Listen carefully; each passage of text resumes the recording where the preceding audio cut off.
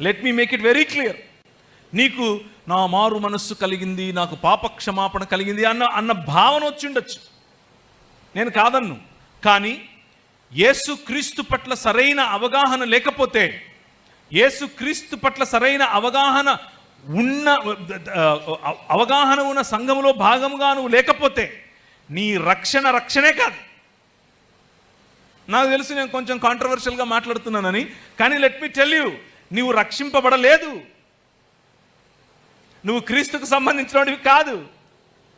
యేసుక్రీస్తుకు సంబంధించిన వారు ఎవరు అనంటే అపోస్తలుల బోధ, అపోస్తలులు ప్రకటించినటువంటి క్రీస్తును ప్రకటించువారు, అపోస్తలులు ప్రకటించినటువంటి యేసును ఎరిగిన వారు. అపోస్తలులు ప్రకటించినటువంటి యేసు ఎవరు? మీరు ఇంతవరకు చదివినటువంటి ఆయన కలిగి ఉన్నదేదియు ఆయన లేకుండా కలుగలేదు.